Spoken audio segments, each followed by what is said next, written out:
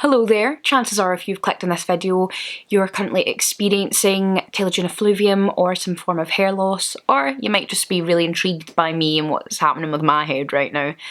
First and foremost, I just want to say, let's just chill. Let's keep it chill. Try not to panic. Try not to worry, because at the end of the day, if your hair is falling out, the most important thing is that you're still here and that whatever caused this to happen to you, whether that be physical, mental, stress, trauma, anything, at least you're here, you know, your hair will grow back. It will grow back, and I understand it can be very traumatic, but know that you're not alone and that a lot of people are going through this, myself included, and it does get better. So I tested positive for COVID in December, a few days after Christmas. Oh, party. It was really bad. I was very, very ill. I ended up having to go to hospital and I got pneumonia from it, and my dad was really bad and my mum was even worse and spent like 60 odd days in the ICU. Things were touch and go. It was horrible, and it was 3 months of stress and worry and panic and trying to get better, because it physically and emotionally exhausted you. Having COVID isn't fun, and honestly, if you're one of these people that don't believe in it, I'll have a good few words with you, because it's horrible and it's something that you wouldn't even wish on your worst enemy, honestly. I left the hospital on the 9th of January, and I say I wasn't fully recovered until the end of February, maybe even the start of March. It was horrible. You couldn't even stand, and you were out of breath and tired, and even now, to this day, I still get pains in my chest and everything. But that's not what we're here about. What we're here is hair loss and telogen effluvium. So first and foremost, like I said, don't panic about it. It's very daunting. Chances are, if you find you have had a major stress in your life, whether that be physical or mental, it can cause some hair loss. But the good thing about it is that it will grow back. It will. So what happened with me was around mid-February, I began to notice that my skin was very dry, which is unusual for me. I don't normally have dry skin. My scalp was dry as well. I noticed sometimes if I itched my scalp and I took it away, I'd have like bits of skin under my nails, and I was like, ugh. I was like bogging. That's never happened to me my whole puff. Ugh. I noticed my scalp began to get very itchy and red, and it was just horrible. And I actually went to the shop and got a few hair masks, done them, and then I began to notice my brush. So basically, I remember my dad was like, "Oh, you need to clean your brush, Natasha." And I was like, "But I did. I cleaned my brush before I started brushing my hair, and already it was clogged full of hairs, and something felt a bit odd about it." And I had to go in for a study, so I had to get an MRI and a CT scan. I remember Googling, as one does, because chances are, if you're here, you've probably Googled lots. You've actually probably Googled and found me, you know. But you know, you do that, you kind of panic a bit. I found out that MRI scans and CT scans could cause hair loss, so I was panicking about that. And then I would go into a shower and small clumps of hair would come out. It got to the point that I wasn't entirely sure. Like when I was first kind of noticing it, I felt like my pattern of my hair was a bit different. And I would do like side-by-side comparisons just to see like what was different about it. And because it's your hair, because it was my hair, I noticed these differences, whereas other people didn't, and they thought it just looked normal. Like even now, looking at me, you'd think my hair's normal, like it's fine, but it's normally a lot thicker than this. And it is beginning to grow back, which is a good thing. So it is kind of getting darker at the sides again. I'll insert some pics and show you. But yeah, so I would do before and after photographs of my hair and compare it. And then I began to notice when I was going in for a shower, more hair was falling out. That's when I began to kind of panic a little bit. I phoned up the doctors and I explained this to him, because I didn't even know that telogen effluvium, I don't even know if I'm pronouncing it right, was a thing until he mentioned it. It makes your skin dry, it can affect your nails, cause them to be brittle, and ultimately it causes hair loss.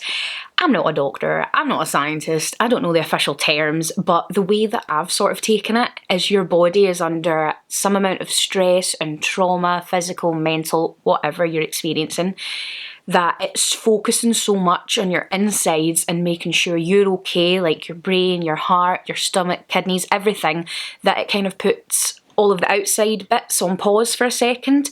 So, because see, at the end of the day, your hair and your skin isn't that important, neither are your nails, it's all of your internal things.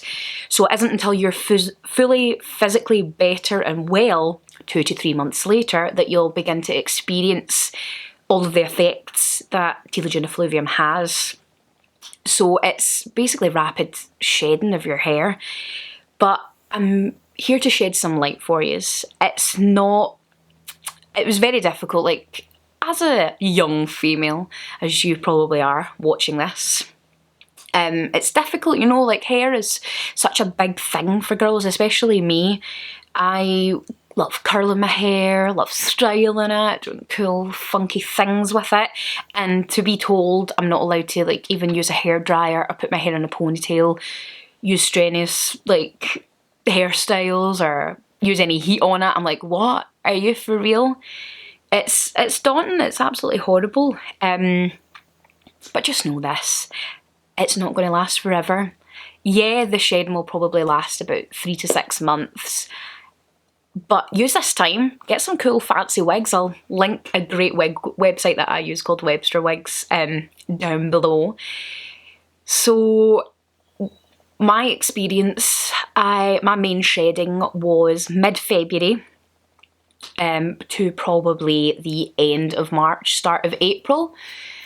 So a lot would come out, clumps and clumps and clumps and handfuls. It was very hard. A lot of sobbing, and to my dad, so hashtag thanks Pat for helping me with the emotional support, and thank you friends as well.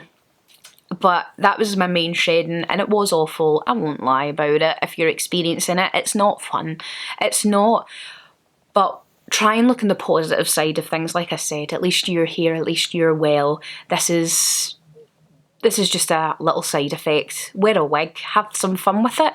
So February to March was my main sort of points. Now that it is April, I'm beginning to notice my hair isn't shedding as much, and I can actually run my fingers through it without it all kind of falling out at the ends, which it has previously been, or like when I'm brushing it. So I don't know how much hair I've lost altogether.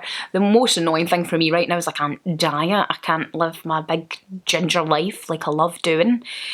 So I'll be sure to keep you up to date. This is only a little kind of quick video. My main thing is that I know that when I was watching a lot of videos on YouTube about it, a lot of people are kind of downbeat, but know that it does get better, and although it feels like things are going so slow and so horrible and you feel like there's no way out of it, there is. Sadly, to tell you this, there's not really anything that can help it. I've looked at everything. I've looked at the hair oils, hair masks, everything. None of it's really worked. The only things that I'm doing and the things that I think are helping me is I started taking more vitamins. So I've started taking multivitamins, and I started taking like biotin tablets for like hair growth. So I take them every day. I'll link them below as well. I also sleep with a silk cap on at night just to kind of help keep all the hair in one place, because another daunting thing is waking up and your pillow's all covered in hairs, whereas if you've got the cap it's all sort of contained in there. I just wear my hair in like little loose plaits, or some days I just like to leave it down. But yeah, please don't worry about it. I know that's easy for me to say, but honestly, have fun. Use this moment to splash the cash. What's that? You've always wanted to have pink hair? Now's your chance. I'll say to you now, if you want to shave your head, go for it. Please do it. That was one of the things that I found quite difficult, was thinking about having to shave my head. But when I did go to the doctors and asked him if it was a thing he think I should do, he told me no. So I'm not going to. I'll probably wait till my hair grows back a bit more and then maybe get like a wee dramatic kind of chop. But ultimately, you don't need to shave your head. If you want to, go for it. You'll absolutely rock it. I know you will. And it'll probably be easier for you as well. But just know that there is light at the end of the tunnel, and I'll be sure to do a little update and let you know how I'm getting on. And just know that you're strong, you're beautiful, you are a wonderful person, no matter who you are, and that you can get through this. And that you will get through this, and well done on getting through that traumatic, stressful experience that got you into this situation. You have no idea how strong you are, and this doesn't make you any less of a strong, beautiful person.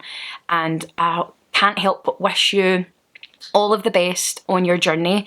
And honestly, I'll link my Instagram and everything below if you want to send me a little message, or if you've got any questions, please feel free to.